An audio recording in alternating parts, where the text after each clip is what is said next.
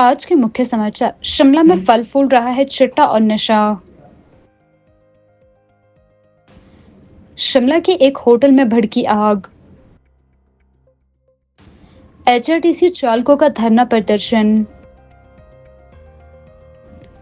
राजीव भवन में राज्यसभा सांसद रजनी पाटिल का किया गया स्वागत। संजौली में हुआ भूस्खलन। पेट से ऑपरेशन के जरिए निकाले छुरी, कांटे और पेन। पत्नी और बच्चों को बंद कमरे में मिर्च का धुआं लगाने का मामला। अब समाचार विस्तार से। शिमला में बढ़ते नशे के मामलों पर गहरी चिंता व्यक्त करते हुए पीयूष नेगी ने कहा कि शहर में चिट्टा और अन्य नशीले पदार्थ युवाओं के लिए गंभीर खतरे के रूप में उभर रहा है। नेगी ने युवाओं से अपील की है कि वे इन नशीले पदार्थों से दूर रहे और अपने भविष्य को उज्जवल बनाने की दिशा में काम करें। अपने सभी युवा साथियों, भाइयों, बहनों और दोस्तों से यह अपील करूंगा कि जिस तरह से आजकल हमें अखबारों में पढ़ने को और गली मोहल्लों में, बाजार में, अपने सराउंडिंग एरिया में सुनने को मिल रहा है कि नशा जिस तरह से युवा नशे के चपेट में पड़ता जा रहा है, ये हमारी युवा पीढ़ी के लिए सबसे भयानक बात है। जहां स्वामी विवेकानंद जी कहते थे कि किसी देश को आगे बढ़ाने के लिए उसके युवाओं का बहुत बड़ा योगदान रहता है। आज हमारा भारत व हमारा हिमाचल का वही युवा चिट्टे में और नशे में जिस तरह से बढ़ गया है, ये बहुत ही शर्म की बात है। जिस तरह से खबरें आ रही है, हमें अखबारों में पढ़ने को मिल रहा है कि इस जगह पर चिट्टे से इतने युवाओं की मौत हो गई ओवरडोज के कारण, वो भी स्कूल स्टूडेंट, कॉलेज के स्टूडेंट। तो ये सब जो है, ये एक दुर्भाग्य की बात हम सभी के लिए है। देखिए, पहले सुनने को मिलता था उड़ता पंजाब, उड़ता हरियाणा, और आज उड़ता हिमाचल तो हो गया है, साथ में उड़ता शिमला भी हो गया है। शिमला के हमारे शिमला सिटी के अंदर हमारा जितना भी यंगस्टर्स है, ऐसा नहीं है कि 100% यंगस्टर जो है वो चिट्टे में और नशे में फंसा हुआ है, ये हम नहीं कह सकते। लेकिन हम इसको भी इनकार नहीं कर सकते कि हमारा युवा चिट्टे में नहीं फंसा है, नशे में नहीं फंसा है। और मैं इसमें मेन पॉइंट ये रखूंगा कि हमारा जो युवा है वो आजकल बेरोजगार हो चुका है। उसके पास कुछ सोर्सेज नहीं है इनकम की, या वो व्यवसाय नहीं है, जिस तरह से जिस कारण वो बेला बैठा है और उसकी जो संगति हो गई है वो नशे वालों के साथ हो गई है। जो उसका सराउंडिंग एरिया है वो नशे वालों में बढ़ चुका है। चिट्टे के कई तस्करों को पकड़ा जा रहा है और शिमला व्यापार मंडल ने जो चिट्टा से संबंधित जानकारी देगा उसे 11,000 रुपए का नगद पुरस्कार भी देने का वादा किया है। और शिमला में जैसे कि हमारे देश के यशस्वी प्रधानमंत्री जी कहते हैं कि जरूरी नहीं है कि आप जॉब से ही अपने आप को सेटअप कर सकते हैं, अपने आप को सेटल कर सकते हैं।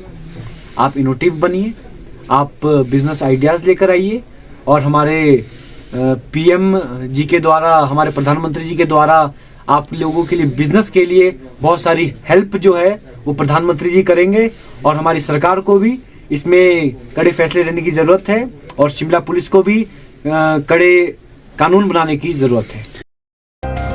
हिमाचल प्रदेश की राजधानी शिमला के कच्चे घाटी क्षेत्र स्थित एक निजी होटल में शुक्रवार देर रात भीषण अग्निकांड हो गया। इस आग की चपेट में आकर महाराष्ट्र के एक पर्यटक की मौत हो चुकी है, जबकि उसके 2 साथी गंभीर रूप से झुलस चुके हैं। आग में होटल के 3 कमरे जलकर राख हो गए हैं। जानकारी के अनुसार रात करीब 11:30 बजे कच्ची घाटी में स्थित B&B होटल के कमरा नंबर 106 में आग लग गई। इस कमरे में महाराष्ट्र के 3 युवक ठहरे हुए थे। जब वे कमरे में सो रहे थे तभी अचानक आग लग गई। घटना के बाद होटल में अफरा तफरी मच गई और दमकल विभाग को भी साथ ही सूचित किया गया। मौके पर दमकल विभाग की आधा दर्जन गाड़ियां पहुंची और कई घंटों की मशक्कत के बाद आग पर काबू पाया गया। इस घटना में एक पर्यटक की मौत हो चुकी है, जबकि उसके 2 साथी गंभीर रूप से झुलस गए हैं। उन्हें इलाज के लिए अस्पताल भेजा गया है। पुलिस ने होटल मालिक की लापरवाही को जिम्मेदार मानते हुए मामला भी दर्ज कर लिया है। आग लगने के कारणों का अभी पता नहीं चल पाया है, लेकिन पुलिस और दमकल विभाग जांच में जुटे हुए हैं।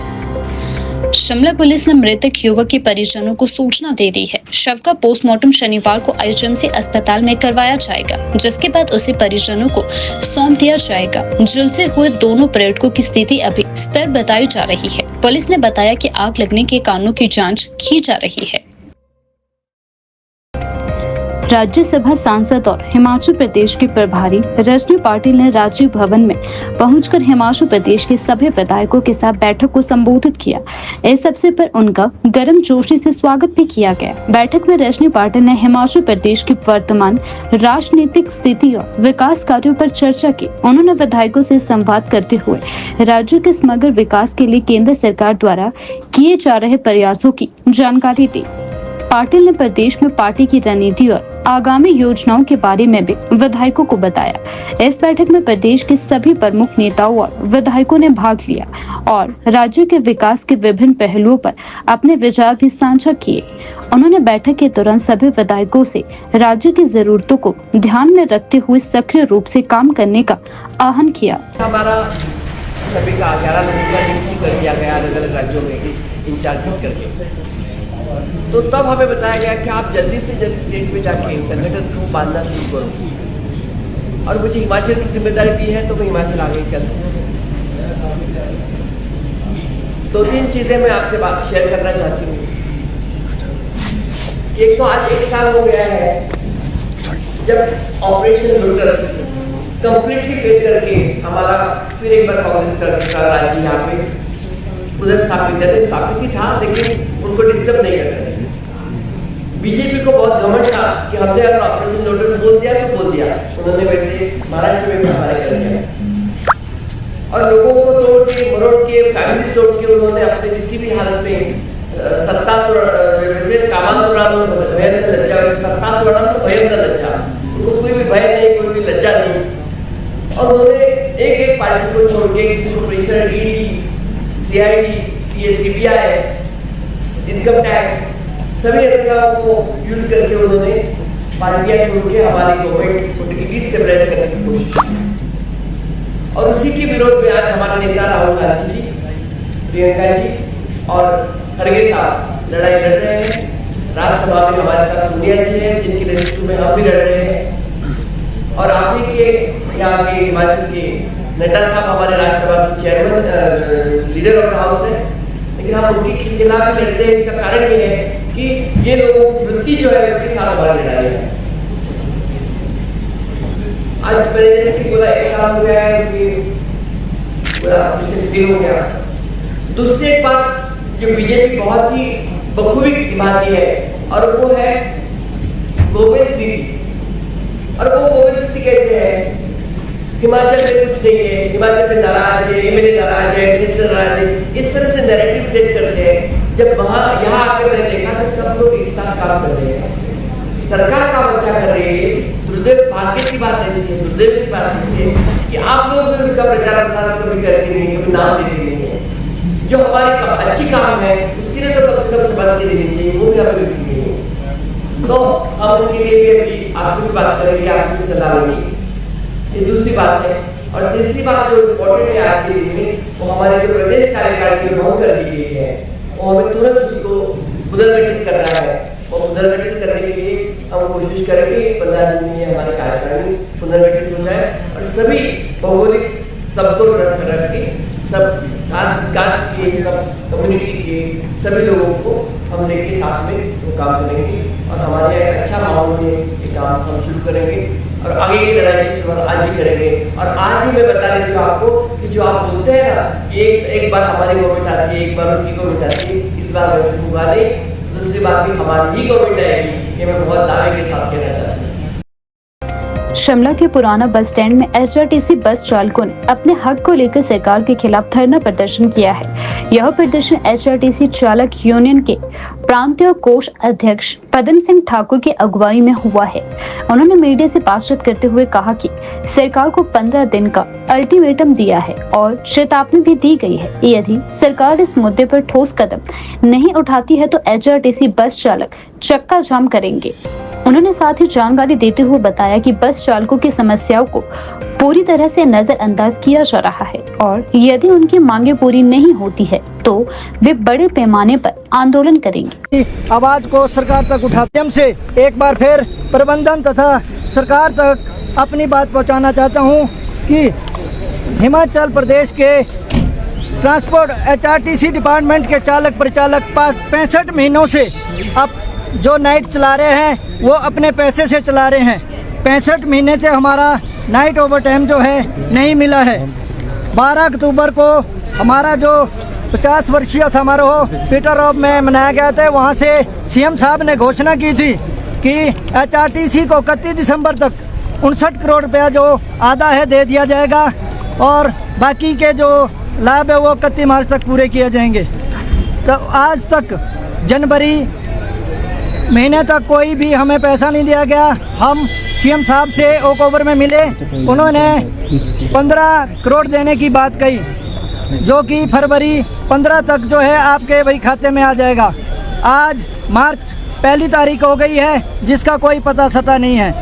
उसके बाद हम CM साहब को धर्मशाला में मिले, उन्होंने एक बार फिर 2 हफ्ते इंतज़ार करने की बात कही। अब मार्च 1 तारीख हो गई है, अभी तक एक भी पैसा HRTC के चालक परिचालक के खाते में नाइट ओवर टाइम का नहीं आया है और HRTC का चालक परिचालक अपने आप को ठगा सा महसूस कर रहा है। इस कारण हमने 20 फरवरी को 15 दिन का नोटिस दिया था तथा अवगत कराया था कि 6 मार्च तक हमारी मांगे मान ली जाती है तो ठीक है, वरना हम 6 मार्च को कड़ा संज्ञान, कड़ा निर्णय लेने के लिए बाध्य होंगे, जिसकी सारी जिम्मेवारी प्रबंधन तथा सरकार की होगी। इसका जो भी घाटा सरकार तथा प्रबंधन को होगा उसकी जिम्मेवारी स्वयं प्रबंधन और सरकार की होगी। धन्यवाद। का जाम भी कर सकते हैं या काम छोड़ो आंदोलन या नाइट बंद करने की चेतावनी देने की हम घोषणा करेंगे। 6 मार्च को जो हमारे स्टेट के पदाधिकारी जन जागरण अभियान पे अब विभिन्न डिपुओं में निकले हैं, उनका जो निर्णय होगा उस पर हम जो है अडिग है। काम करेंगे, हक मिलेगा काम करेंगे, बंदा पहिया जाम करेंगे, हक मिलेगा काम करेंगे, बंदा पहिया जाम करेंगे।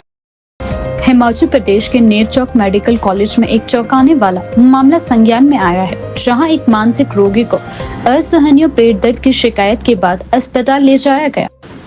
मरीज की गंभीर स्थिति को देखते हुए डॉक्टरों ने उसकी जांच शुरू की और पाया कि उसके पेट में कई असामान्य वस्तुएं मौजूद थी। डॉक्टर ने बताया कि मरीज के पेट से सुई, छुरी, कांटा, पेन और प्लकर जैसी खतरनाक वस्तुएं पाई गई है। यह वस्तु पेट के अंदर गहरी चुभ चुकी थी, जिससे मरीज की स्थिति गंभीर हो गई थी। मरीज के जीवन को बचाने के लिए आपातकालीन सर्जरी की गई। यह घटना अस्पताल में काम कर रहे चिकित्सकों और स्वास्थ्य अधिकारियों के लिए एक गंभीर चेतावनी के रूप में आई।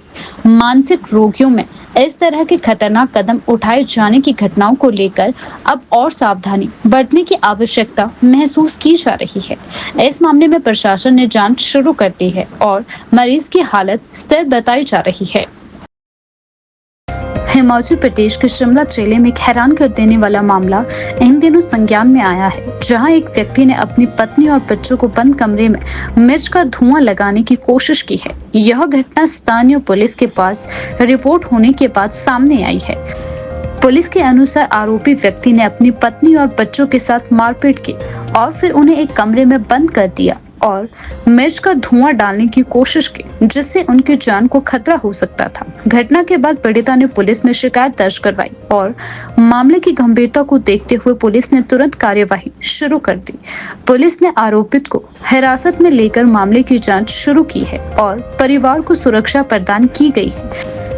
महिला ने बताया कि उसके पति ने खिड़की से थाली में लाल मिर्च डालकर कमरे में डाल दी। उस समय उनके दोनों बच्चे और महिला कमरे में थी। आरोप है कि इसके बाद आरोपी ने कमरे का दरवाजा बंद कर दिया।